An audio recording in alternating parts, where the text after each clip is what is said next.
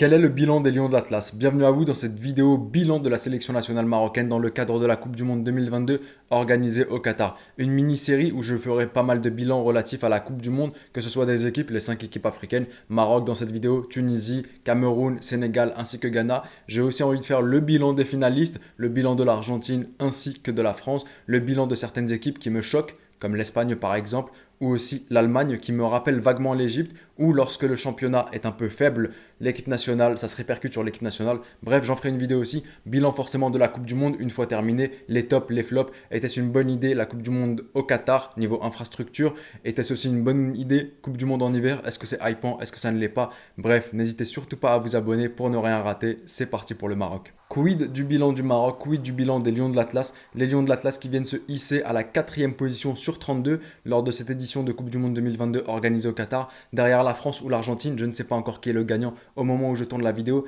Derrière la Croatie, 3e position. La Croatie, je reviendrai sur leur match d'ouverture. Et enfin, 4e position, j'en avais fait le titre d'une vidéo, à jamais les premiers, le Maroc qui devient la première sélection nationale africaine à atteindre le stade des demi-finales d'une Coupe du Monde, le Maroc qui forcément, naturellement, devient la première sélection nationale africaine à atteindre le stade d'une petite finale de Coupe du Monde, et le Maroc aussi qui devient la première sélection nationale africaine à atteindre la 4e place d'une Coupe du Monde. Maintenant, pour qu'une équipe africaine fasse mieux que le Maroc, il faudra qu'elle termine à la 3e position d'une Coupe du Monde, ou bien pour être à jamais la première, il faudra qu'elle accède à la finale de la Coupe du Monde et pourquoi pas la remporter par la suite. Faisons maintenant le bilan match par match du Maroc lors de cette Coupe du Monde et avant de parler de la Coupe du Monde, je trouve que c'est intéressant de parler de ce qu'il y avait avant la Coupe du Monde. Avant la Coupe du Monde, le Maroc avait un homme qui se nommait Vahid Halilovic. J'en ai énormément parlé de Vahid lors de cette Coupe du Monde et même bien avant. Vous savez que je n'apprécie pas vraiment la mentalité de la personne. Une mentalité très très puérile et lamentable à mon sens. Une mentalité où je ne fais que me chercher des excuses. Une mentalité où c'est toujours de la faute des autres, c'est jamais de la mienne. Là, ça a conduit le Maroc à sa perdition, notamment lors de la Coupe d'Afrique des Nations, lorsqu'ils se font éliminer par l'Égypte et que après tu oses dire que l'Égypte a gagné seulement parce qu'ils ont une superstar qui s'appelle Mohamed Salah qui a fait tout le travail. Sérieusement, il faut quand même un minimum avoir du respect pour une telle sélection nationale, avoir du respect pour ton adversaire et ne serait-ce qu'avoir du respect pour toi-même et assumer tes propres torts. Quand je voyais le peuple marocain se déchaîner sur Vahid Halilovic, sur l'élimination, quand tu me fais sortir Soufiane Boufal pour me faire rentrer Rahimi à ce moment-là, il y a des choix qui ont été mais vraiment du grand n'importe quoi. Ensuite, Vahid, tu te fais battre par tu as gagné, tu as remporté la RDC, tu t'es qualifié à la Coupe du Monde, mais comme on dit en Égypte, c'était un match tahsil hasl. Ça veut dire que c'est comme si c'était fait en gros. C'est comme si même avant de jouer le match, tu étais qualifié et on l'a vu à la façon dont tu as été qualifié et sans grande difficulté, on pouvait dire qu'il n'y avait pas vraiment de challenge. Mais bravo, tu as été en Coupe du Monde. Sauf que Vahid Halilovic, à l'image de la Coupe d'Afrique des Nations, lorsque tu fais face à un gros morceau, tu te fais immédiatement éliminer et tu perds tous tes moyens. Tu rencontres les USA, les Américains et les Américains qui te mettent 3-0 où tu t'es fait complètement détruire lors de ce match-là. Un match lamentable à mon sens, un match où certains Marocains sont restés éveillés jusqu'à 2 heures du matin pour voir une telle prestation de la part des joueurs, mais aussi une prestation catastrophique de la part de l'entraîneur. Un entraîneur qui ne sait pas se remettre en question, un entraîneur qui a toujours une excuse à n'importe quelle situation, un entraîneur qui n'accepte pas de mettre son ego de côté et de ramener certains joueurs.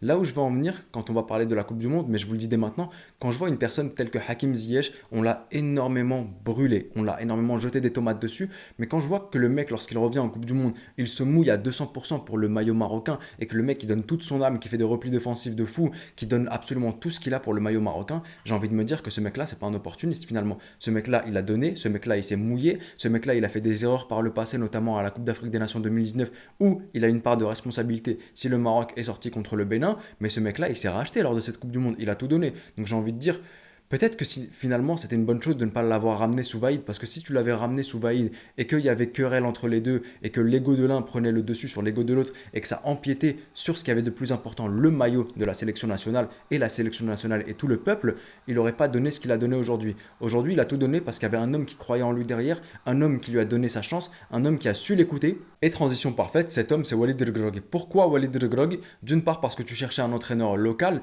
et d'autre part parce que c'est le plus compétent. Il vient de remporté la Ligue des Champions de la CAF avec le Wydad Casablanca contre Al Ahly. Donc, quoi de mieux? Malheureusement, le bonhomme, il n'a pas d'expérience. Mais même si tu te fais éliminer dès le premier tour de la Coupe d'Afrique des Nations, je préfère que, enfin, mieux vaut se faire éliminer avec Walid El Grogui, un homme qui au moins aura donné, un homme qui sait se remettre en question, un homme pragmatique, plutôt que quelqu'un de super dogmatique tel que Vahid El Lozic qui aurait fait du n'importe quoi et qui aurait conduit l'équipe à sa perte. Walid El Grogui a quelques matchs amicaux, on sent que c'est quelqu'un de pragmatique, on sent qu'il y a une petite patte dans son jeu, on sent qu'il essaye de se battre avec ses armes. Ensuite vient la Coupe du Monde. Une Coupe du Monde où j'étais extrêmement sévère lors du match d'ouverture vis-à-vis du Maroc parce que pour beaucoup le 0-0 était une victoire et c'est normal quand on se met avant la Coupe du Monde et que certains disent on veut match nul contre la Croatie, match nul contre la Belgique et ensuite on bat le Canada et on passe. C'est normal que le match nul était une victoire. Mais quand je regardais dans le fond du match et que je voyais que le Maroc était même au-dessus de la Croatie et qu'ils avaient les capacités de gagner ce match avec un, voire deux buts, voire trois buts, si certains n'avaient pas fait preuve d'égoïsme, j'ai été très très sévère parce que quand tu sais que tu as eu les capacités, quand tu sais que tu pouvais le faire et que malheureusement tu l'as pas fait, forcément c'est frustrant et moi ça m'a frustré parce que je me suis dit que peut-être que c'était 3 points de perdu. Ensuite, contre la Belgique, le Maroc montre un tout autre visage. Le Maroc a joué avec ses armes, le Maroc a su jouer en contre-attaque. Lorsqu'il fallait défendre et savoir être en bloc équipe, ils ont su l'être. Lorsqu'il fallait contre-attaquer, ils ont su contre-attaquer. Lorsqu'il fallait conserver le ballon et faire tourner la balle, ils ont su le faire. Donc c'était vraiment l'un des plus beaux matchs pour moi, niveau mise en place tactique de la part de Walid El Grogui. J'ai vu absolument tout ce qu'il y avait à voir dans ce match-là. Comme je vous l'ai dit, défensivement c'était top, en transition c'était top, en conservation de balle c'était top. À ce moment-là, les Lions de l'Atlas ont 4 points qui les hissent officieusement en huitième de finale de Coupe du Monde. Malheureusement, officiellement non, parce qu'en cas de certains petits scénarios, tu pouvais encore être éliminé. Le Maroc arrive contre le Canada avec beaucoup de confiance. Le Maroc qui gagne sur le score de 2-1. Un Maroc qui m'avait semblé un peu fébrile sur ce match-là. J'ai envie de dire que quand j'y repense avec du recul, c'est vrai que certains joueurs tels que Hakimi n'étaient pas au top physiquement à ce moment-là. Certains joueurs revenaient de blessures. Il y a eu aussi la fatigue qui s'est accumulée. Jouer la Croatie, la Belgique, ensuite forcément, tu en as dans les jambes, tu es un peu plus fatigué. Donc je comprends maintenant avec énormément de recul et à tête reposée, à tête froide, pourquoi est-ce que ce match-là m'avait semblé un peu compliqué pour le Maroc. En battant le Canada, tu as obtenu un total de 7 points lors de cette phase de groupe et tu deviens dès lors la première nation africaine de l'histoire de la Coupe du Monde à avoir obtenu 7 points, le total le plus élevé. Tu affronteras donc, vu que tu es premier, un deuxième qui est l'Espagne. Beaucoup à ce moment-là espéraient que le deuxième soit plutôt le Japon plutôt que l'Espagne, mais finalement, tu arrives en huitième de finale contre l'Espagne. Tu sais que l'Espagne va énormément conserver le ballon. 78% de possession de balle côté espagnol. Une possession totalement stérile qui ne t'a servi absolument à rien. Le Maroc qui joue avec ses armes. Le Maroc qui a su qu'il fallait être solide défensivement. Le Maroc qui n'a pas craqué tout au long du match. Le Maroc qui ensuite se hisse en séance de tir au but. Une séance de tir au but qui est pour moi l'une des plus belles que j'ai jamais regardées. Mythique, sereine, avec un Yacine Bounou qui t'a énormément porté lors de cette compétition et Yacine Bounou qui continue lors de cette séance de tir au but en arrêtant tous les tirs espagnols. Et quelques heures après que le Maroc ait battu l'Espagne et s'est hissé en quart de finale de Coupe du Monde pour la première fois de son histoire, tu as le Portugal qui explose la Suisse sur le score de 6-1. Donc Portugal-Maroc, et à ce moment-là, j'avoue que j'ai eu un peu peur pour le Maroc, mais quand j'ai vu par la suite que le Brésil a explosé la Corée, mais qu'ensuite ils ont fait du n'importe quoi contre la Croatie, je me suis dit que finalement ça veut rien dire. Et forcément, l'histoire me l'avait déjà montré, et j'avais utilisé un exemple comme quoi une équipe peut en exploser une lors des quarts de finale et ensuite se retrouver en demi-finale et se faire battre par l'équipe qui n'avait pas explosé et qui avait même eu du mal. Le Maroc qui rencontre le Portugal sur un même style très très pragmatique où tu sais quelles sont tes armes et tu sais quelles sont tes faiblesses. Le Maroc qui même m'a semblé complètement décomplexé lors de ce match-là, qui a su jouer avec, encore une fois, avec ses armes, avec un Youssef En-Nesyri incroyable que j'ai énormément critiqué, que je critique toujours pour le coup, qui a sorti une tête venue du futur, qui donne l'avantage au Maroc. Un Portugal qui a ensuite un peu plus dominé, le Maroc qui a joué en contre-attaque. Je me rappelle notamment d'une action de Zakaria Bourlel où il est en 1 contre 1 contre le gardien et où il rate. À ce moment-là, il aurait pu tuer le match et ne pas avoir de regrets en cas de scénario catastrophe par la suite. Mais le Maroc qui a encore une fois su gérer, le Maroc qui a su jouer avec la totalité de ses armes, le Maroc qui a été décomplexé, le Maroc qui n'a pas eu peur d'affronter une équipe européenne, le Maroc qui a battu le Portugal et qui se hisse donc pour la première fois de son histoire, mais aussi de l'histoire de l'Afrique en demi-finale de Coupe du Monde. Face à qui?